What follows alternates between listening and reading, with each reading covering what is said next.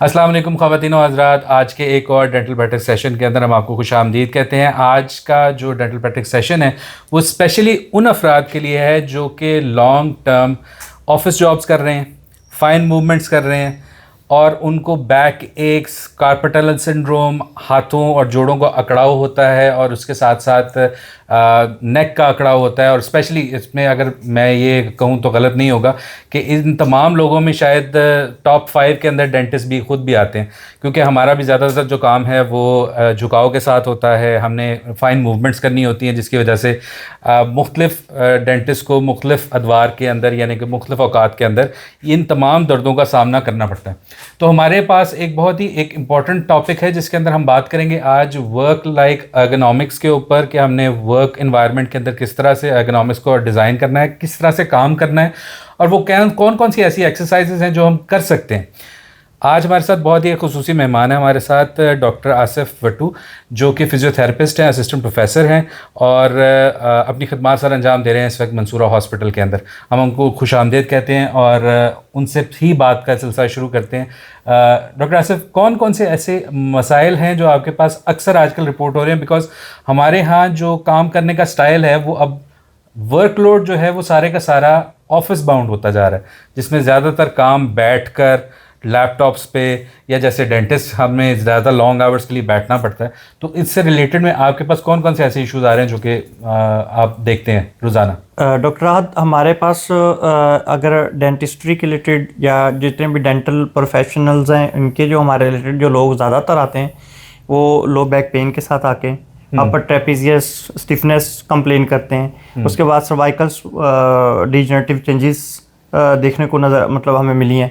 इसके अलावा हमारे पास एक जो कि मोस्ट मतलब आजकल मेरे पास बहुत ज़्यादा जिसका पेशेंट आ रहा है ना, वो हमारे पास TMJ आ रहा है। ओके, TMJ डिसफंक्शन, ठीक है। उसमें ये होता है कि हमारे पास चूँकि TMJ इससे पहले लोग शायद इसको एज वो समझते थे कि मतलब इसको डायग्नोसिस का मुश्किल था कि भाई ये है, इसकी स्पेशलिटी ये किसकी है। अच्छा, वो कभी अपने नाजरीन के लिए मैं थोड़ा सा बताता चलूँ कि TMJ डिसफंक्शन को हम कहते क्या हैं, क्योंकि ये बड़ा एक टेक्निकल सा जार्गन है।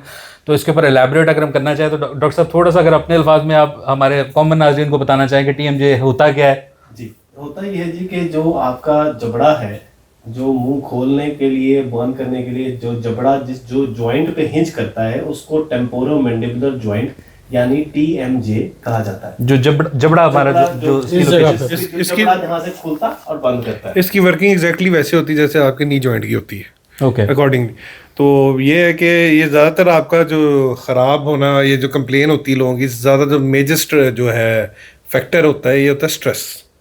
Stress is the biggest stress जो है फैक्टर है, जिसमें TMBDS कहते हैं इसे हम। It is now declared as syndrome. क्योंकि ये मोस्टली अगर आप हमारे पास मैं मैक्सिलोफेशियल सर्जरी डिपार्टमेंट में होता हूँ, तो उस लिहाज से मेरा फिजियोथेरेपिस्ट के साथ एक काफ़ी अच्छा लाइजन होता है और होना भी चाहिए। तो उसमें ये होता है कि काफ़ी मरीज जो आते हैं उनका मेजर, उनसे जब पूछे ना तो कि भाई क्या चल रहा है आपके, वो नींद ना आना, ठीक है, उसके साथ आपका जो सबसे ज़्यादा मसला होता है स्ट्रेस, लड़ाई झगड़े।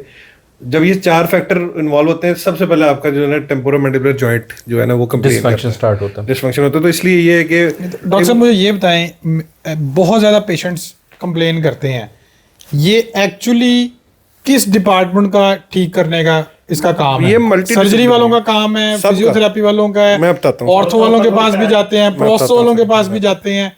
असल में हकदार कौन है इनको ट्रीट करने सर का? ये ना मल्टी डिसिप्लिनरी अप्रोच होनी चाहिए इसकी। जिस तरह अगर मेरे पास अगर सपोज नॉर्मली डेंटिस्ट्री में ये रेफर होता है to and maxillofacial surgery mostly, ठीक है। अब उसमें अगर हमने फैक्टर्स देखने होते हैं, अगर तो स्पैज्म है, मस्कुलर स्पैज्म है, तो हमारा काम है कि रेफर करें फिजियोथेरेपी के पास, ठीक है।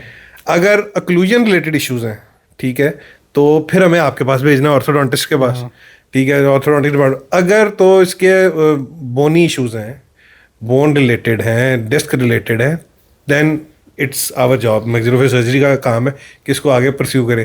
तो ये मल्टी डिसिप्लिनरी के सबको, मतलब मरीज को अगर ठीक करना है तो प्रॉपर डायग्नोज proper होना हर चाहिए कि diagnose एक्चुअली होना वजह क्या है उसका। मतलब ये नहीं कि मैं ही चौधरी हूँ, वो वाला सीन नहीं करना मैं चाहिए। यहाँ पर ना एक जो सवाल पूछना चाहूंगा वो ये है कि इसके जो सिम्टम्स हैं या जो इसके कॉमन सिम्टम्स हैं, लोगों को कैसे पता लगेगा कि उनको TMPTs हो रहा है या वो हो रहा है, जरा इसके बारे में सर। एक्चुअल में हमारे पास जब भी TMJ का पेशेंट आता है ना, तो सबसे पहले उसको ये कन्फ्यूजन होती है कि भाई मुझे तो डेंटिस्ट ने तो लिख दिया है कि आप फिजियोथेरेपिस्ट के पास चले जाएं, लेकिन साथ में मुझे ये नहीं हमें समझ आ रही कि ये हमें कुछ लोग ये भी कह रहे हैं कि ये मैक्सिलोफेशियल के पास जाएं जी सिर्फ और डायरेक्ट सर्जरी करवाएं।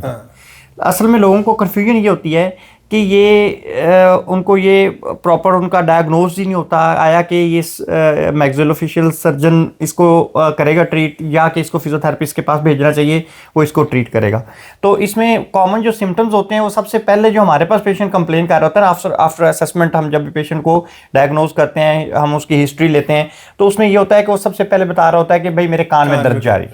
ये ENT के पास से आता है जी। अब वो जब कान में दर्द बता रहा होता है तो फिर उसके बाद उसको ये कंफ्यूजन पैदा हो जाती है कि भाई मैं आया कि ये TMJ है भी या नहीं है। और दूसरी बात ये कि हमारे मुझे बाकी नहीं पता कि मतलब ऑल ओवर द वर्ल्ड इसका मतलब कितना है, लेकिन हमारे पाकिस्तान में लोग अभी TMJ जो ये है इसकी डेफिनेशन है या इस डिसऑर्डर्स के बारे में मुकम्मल तौर पे अवेयर ही नहीं है। इसकी मैं एक थोड़ा सा एग्जांपल आपके साथ एक स्टोरी शेयर करूंगा कि मैं जब मंसूरा में काम कर रहा था तो सबसे पहला TMJ चूँकि पहले किताबों में या मेरी ड्यूरिंग मतलब हाउस जॉब तो मैं पढ़ रहा था या मैंने पढ़ा हुआ था, लेकिन मेरे पास कभी पिछली 6 से 7 साल की प्रैक्टिस में कभी TMJ नहीं मेरे क्लिनिक पे आया था। और सबसे पहला जो पेशेंट TMJ का मुझे भेजा था ना, वो डॉक्टर आशबीर ने भेजा था।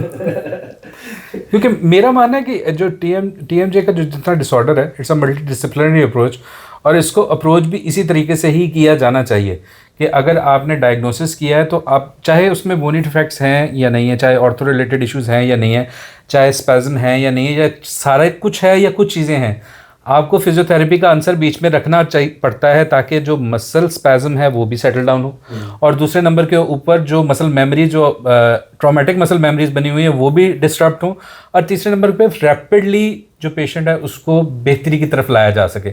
इसमें फिजियोथेरेपी बहुत अच्छा एक रोल प्ले करती है फ़ौरन से उस पेशेंट को सेटल डाउन करने के लिए। मेरा सवाल शायद बीच में ही रह गया, एक आम शख्स को कैसे पता लगेगा कि उसको ये मसला है, TMJ का मसला है, वो क्या उसके सिम्टम की उसको कैसे पता लगेगा? वैसे ना जी मेरे ख्याल से ना मेरे पास जितने भी पेशेंट आते हैं ना, तो पहले तो नहीं, लेकिन अब मैं भी ये क्वेश्चन बीच में ऐड कर दिया अपनी हिस्ट्री के अंदर कि आपने कोई डेंटल प्रोसीजर तो नहीं करवाया हुआ। लॉन्ग डेंटल ये मुझे अब नहीं पता, ये आप बेहतर जानते हैं कि आया कि इसमें ये एक फैक्टर है वेरी या मेजर नहीं फैक्टर, वेरी मेजर फैक्टर कि एक्सेसिव माउथ ओपनिंग हो रही है, Excessive mouth opening जिसकी वजह से हाँ जी, जिसकी वजह से आप वो कह रहे थे ना कि आम आदमी को पता ऐसा लगता है जब उसके कानों में टक टक की आवाजें आनी शुरू होती हैं, that is the major factor. मुंह खोलते बंद करते मेजर साइन सिम्टम है कि उसको मेरे जी कानों में टक टक की आवाजें आती हैं, मेरा मुंह का, फिर एक कंप्लेन ये आती है कि मेरे जो ना मुंह कम खुल रहा है मेरा, ठीक है, फिर एक और मतलब मेरा मुंह खुलता है तो टेढ़ा खुलता है, ठीक है। These are very major factor जो आपको बताता है कि आपका जो TMJ में कुछ ना कुछ मसला है। अच्छा, जो ठीक हो गया, सबसे पहले प्रॉपरली आवाम के लिए कि जी प्रॉपर डायग्नोसिस होना जरूरी है ताकि फिर उस मुतल्लिका डिपार्टमेंट में जाके वो ठीक करवाए, तो इसलिए डायग्नोसिस बड़ा इंपॉर्टेंट। एक जो दूसरा सबसे मेजर मसला हमारी डेंटल कम्युनिटी में जो आता है वो है कमर का दर्द। सर मुझे ये बताएं कि हम ऐसा क्या करें कि इसको थोड़ा सा अवॉइड किया जा सके, हमें क्या अपने पोजीशन में ये किस तरह थोड़ी सी बेहतरी लानी चाहिए, थोड़ा सा गाइड। मैं अपना वजन कम करूं सबसे पहले इस तो पहले वो आंगन में वो मेरे ख्याल में हम सब सर के अलावा हम सबको ये जरूरत है कम करने मेरे ख्याल से हम अपना थोड़ा थोड़ा वजन जो है ना सर को दे दें तो बहुत ज्यादा बेहतर है, ताकि उन्हें फिर कमर दी दर्द शुरू हो जाए, ताकि उन्हें शुरू हो जाए। असल में मैं तो जी जितने भी डेंटिस्ट हैं, मैं तो यूजुअली मतलब मेरा डेंटल डिपार्टमेंट में मेरा आना जाना मंसूरा में जब आज साहब से तो ज़्यादा था, लेकिन अब भी है। उसमें यह है कि मैं जब भी जाता हूं तो जब भी कोई डेंटल प्रोसीजर कर रहे होते हैं तो मैं सबसे पहले उनको जाके पोस्चर करेक्ट करता हूं कि भाई अपना पोस्चर करेक्ट करें।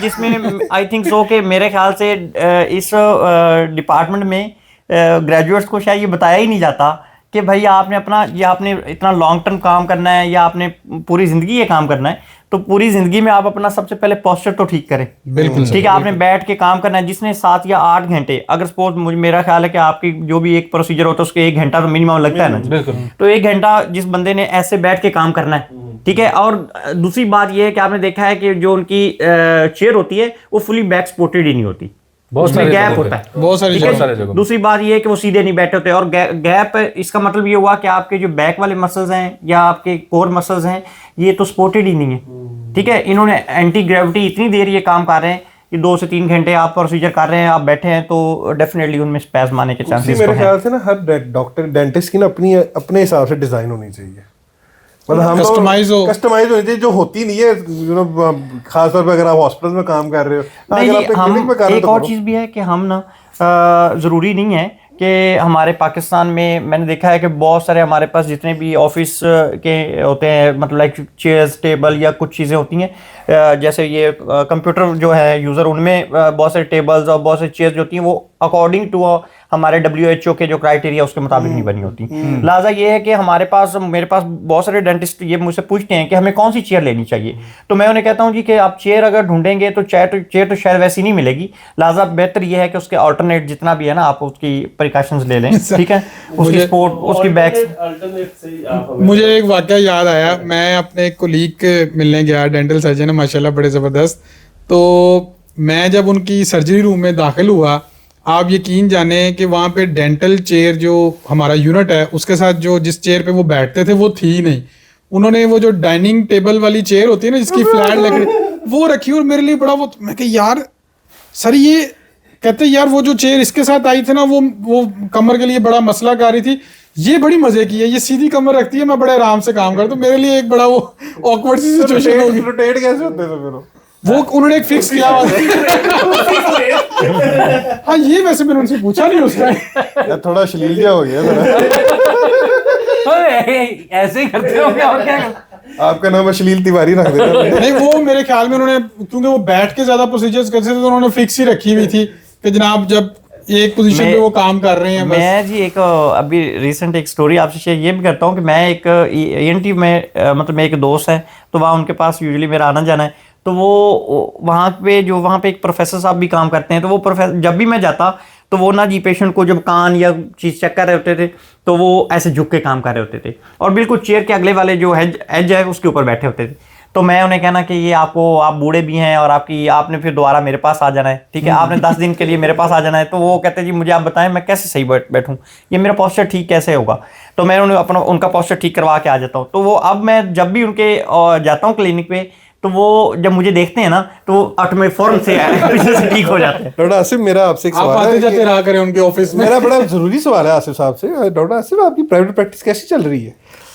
प्राइवेट प्रैक्टिस अच्छी है अल्हम्दुलिल्लाह। मैनू नहीं लग रहा तुसी ते हर मरीज दे कोल जाके आप कह रहे हो पोस्चर ठीक कर रहे हो। एक्चुअल में ये जो बात, ये पेशेंट नहीं है, ये तो हमारे कोलीग है, ये तो हमारे कोलीग है जी। मैंने सर बकरा घास से दोस्ती करेगा तो फिर क्या करेगा? नहीं, ये इसी बात पे अगर मैं थोड़ी सी बात आपसे आगे करना चाहूँ तो ये है कि सर फिर अब ये जो हमारे लोग देख रहे हैं जब कंप्यूटर पे बैठने वाले डेंटल सर्जन, इनके लिए आपका क्या मशवरा है कि इस पोस्चर को कैसे दुरुस्त किया जा सके? सबसे पहले ये है कि अगर उनका मतलब सिटिंग में काम है, अगर जैसे सपोज डेंटिस्ट की हम बात करें तो डेंटिस्ट का काम है कि वो बैठ के काम करना है। तो पहले बात ये है कि वो अगर जो कोई प्रोसीजर कर रहे हैं तो उसमें चूँकि सबसे पहले ये है कि उनका नेक यूज़ बहुत है जी। नेक यूज़ में ये है कि वो चूँकि उन्होंने मुंह में देखना है तो उनका ये एक्सेसिव बेंडिंग होती है गर्दन की। तो लिहाजा ये है कि उनको चाहिए कि अगर वो 15 से 20 मिनट या आधे घंटे का प्रोसीजर कर रहे हैं, आधा घंटा लग रहा है, तो उस टाइम के जितना भी वो टाइम है, चाहे वो 2 घंटे 1 घंटा है या आधा घंटा है, उसमें वो अपना पोस्चर दोबारा अपनी गर्दन है उसको बार बार सीधा करें, ठीक है ना, दोबारा न्यूट्रल पोजीशन में ना रिलैक्स करें। और दूसरा ये जी, और दूसरा ये है कि एक ये है कि अगर वो जब भी कोई भी प्रोसीजर है जब वो कंप्लीट करें तो उसके बाद ये है कि वो अपनी गर्दन को स्ट्रेच करें। आसिफ भाई मुझे लगा कहने अपनी गर्दन ही उतरवा के रख लिया करें साइड पे। अगर आप स्ट्रेचिंग का भी अगर थोड़ा सा हमें बताएं कि अगर मिसाल के तौर पे इन बिटवीन पेशेंट्स या इन बिटवीन वर्कलोड्स, या जैसे जो हमारे नाजरीन जो हैं वो टेबल पे मुसलसल बैठ के काम करते हैं। हमारे एडिटर मेरे बिल्कुल सामने बैठे हुए हैं, वो भी उनका भी सारा जो काम है ना वो मुसलसल टाइपिंग का और वो टेबल के ऊपर बैठ के काम करने का होता है।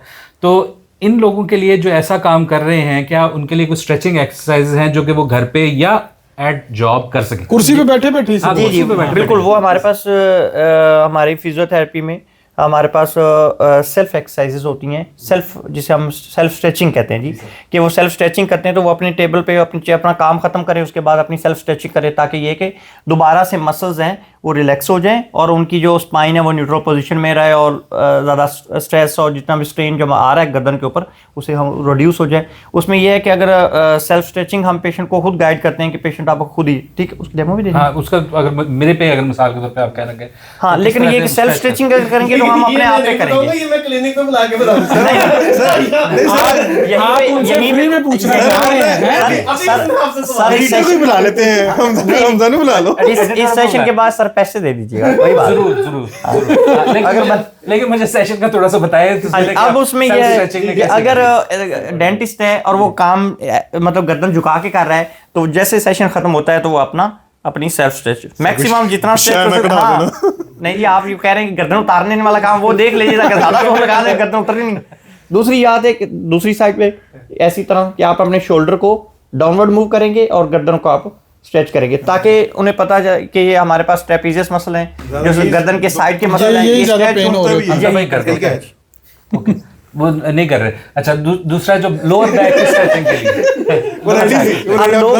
लोअर बैक की जो एक्सरसाइज है जी, वो उसमें ये होती है कि उसमें आप स्ट्रेचिंग भी हमें करनी पड़ती है और साथ में हमें स्ट्रेंथनिंग भी करनी पड़ती है। ठीक है। स्ट्रेचिंग इसलिए करनी पड़ती है कि भाई वो चूंकि 4 से 5 घंटे बैठ के काम कर रहे हैं तो स्पैज्म आ गया, अकड़ाव आ गया, जिसकी वजह से वो पेशेंट, आपने देखा है कि जो डेंटिस्ट है वो काम जब करके खत्म करता है अपना प्रोसीजर तो सबसे पहले ऐसे करता है, ठीक है। उसकी होती है कि क्योंकि मसल्स के ऊपर कॉन्टिन्यूस स्ट्रेस आ रहा होता है, जिसकी वजह से वो स्पैज्म में चले जाते हैं, अकड़ाव में चले जाते हैं।